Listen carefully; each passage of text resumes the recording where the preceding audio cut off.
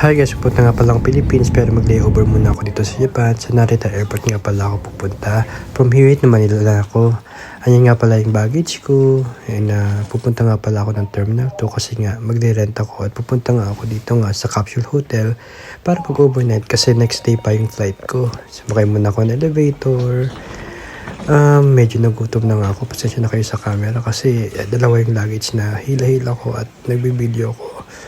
At yun na nga, wala pala akong pera. So, kailangan ko magpapalit ng yen. So, tingin-tingin muna sa masarap kumain. At naghanap na rin ako ng money counter. At ayun na nga, nakapapalit na ako. At nakahanap na rin ng makakainan. Masarap yung pagkain. Napakarami. I think, nagbayad ako ng mga less than 2,000 yen. Sulit naman. At nagwas na nga ako papuntang Terminal 2 kasi nandun yung Capsule Hotel kung saan ako mag-spend ng overnight. At nakarating na nga ako sa Terminal 2 at ito na nga ang kanilang mural ng Pokemon. Medyo mahaba at ang ganda ng kanilang kulay. So marami pa rin nagpupunta sa Terminal 2 from Terminal 1. I don't know the difference pero kailangan mo mag-mode of transportation either bus or train from Terminal 1 to Terminal 2 at ayan ang kukwit ng mga Pokemon. At naglalakad pa rin ako. Wala na lang check ng bag. Basta pasok ko na lang dyan at hahanapin ko na yung Capsule Hotel. Pero dahil nga nagugutom at nauuhaw pa rin ako, kailangan ko ng mas snack sa Capsule Hotel. So naghanap na ako ng 7-Eleven. May natira pa akong yen. Nagtingin-tingin ako ng mga giveaways at meron nga palang 7-Eleven. So nakabili na ako ng mga food at naghanap na rin ako ng mauupuan for a while na nakapagod maglakad at check muna yung hair. Okay pa naman. At ayan na nga ang 7-Eleven. Nakahanap na nga ako ng mga pwedeng snack ko. May mga bread na medyo mura. Less than 1,000 yen. So yun na nga. Bumili na rin ako ng coffee na cold coffee lang. At nakita ko nga itong very cute na mga vending machine nila na mga mayroong ka-toys. So gusto ko rin try. 400 yen para lang itry. So nakita ko yung BTS, dahil favorite kong BTS, nagtry ako at sabi ko, pwede mo ba ako i-video habang ginagawa ito?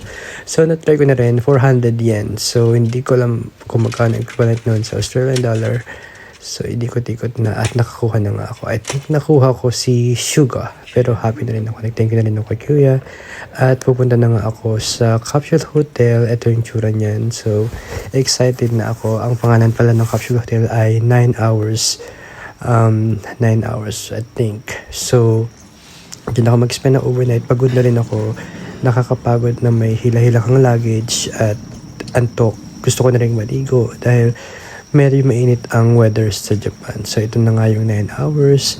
Kailangan daw wag maingay. So hindi pwedeng masyadong maingay kapag nagbablog. So ito na nga. Papasok na ako. Touch. At papasok na sa loob. At ayan na nga. Marami nag-aantay. Hiwalay ang female at male. So dito ang side ang male. So nakapasok na ako. Binigyan na ako ni Kuya ng keys. In-explain niya yung mga rules and regulation sa loob ng Capsule Hotel. Bawal mag-ingay, bawal ang shoes, bawal ang food, pero pwede ang drinks. At pwede rin ang alarm clock kung gusto mo. Pero medyo mahinang alarm lang. So, binigyan niya ako ng bag na may kit na may towel, may washer na din yan, meron na rin toothpaste at toothbrush. At ito na nga yung locker, natuwa ko sa napakalaki ng locker nila. Pasensya na, yung camera ko ay medyo tigilid. So, malaki yung locker, kasyang-kasya yung malaking luggage mo at saka yung maliit na luggage mo. At meron na rin pagsasabitan ng damit. Ito na nga yung shower area. At naligo na ako niyan at ito na nga yung aking capsule 138. Puti na lang nasa baba ako. Ayoko mag up and down para lang mag toilet. So chinek ko na, napakalinis at malambot. Medyo mainit lang sa loob pero I think mamayang gabi medyo malamig na siya. So nakaready na ako. Nakasuot na rin ako ng aking pajama niyan. Ready to sleep na at very fresh na ang aking pakiramdam dahil nakapag-shower na rin ako. So may mga outlet dyan kung gusto mo mag-charge ng phone mo, ng mga tablets mo, at yan ang itsura niya. Medyo malaki siya sa loob. May sarili ka ng ilaw, dimmable yung kanyang lights. At yan nga, medyo tahimik na ako niyan. Bawal na masyadong magsalita at mag-ingay kasi nakakaya sa mga kasama mo. Dikit-dikit yung capsule. Ayan, medyo bitin ako sa pillow kasi isang pillow lang binigay sa akin. So, yan na nga yun. Tour natin sa loob ng capsule. At ayan pa rin yung rules. Sinicheck ko pa rin. At may libreng wifi. At ayan na nga ako, fresh na. Maglalagay lang ako ng mga kularete sa face. At sinara ko na rin yung blinds para for privacy purposes. Pasensya na sa kalat. Ayan ang aking mga toiletries for tomorrow. Gagamitin ko. So, ayan guys. Kaya try ko matulog. Siguro nag-toilet ako mga twice. Nag-charge na rin ako ng phone saka ng tablet ko. Bawal talaga magingay. So, as much as possible, siguro kung hilig ka, hindi siya advisable for you, mag-hotel ka na lang. So, yun na nga. Nakatulog na ako. At least mga 3 to 4 hours ng total ng tulog ko. At syempre, yan ang kanilang famous na toilets sa Japan, ang bidet. Gusto ko magkaroon sariling ganyan. So, yan na nga. Paalis na nga ako. Nakaligo na ako that time.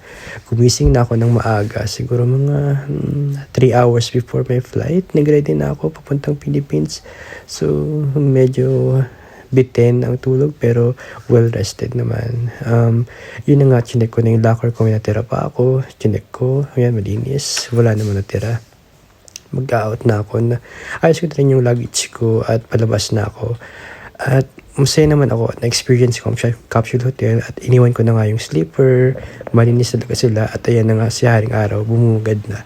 Ayan na. Fresh na ako at ready na for another day, for another flight. Going sa Philippines. Yun lang. Bye!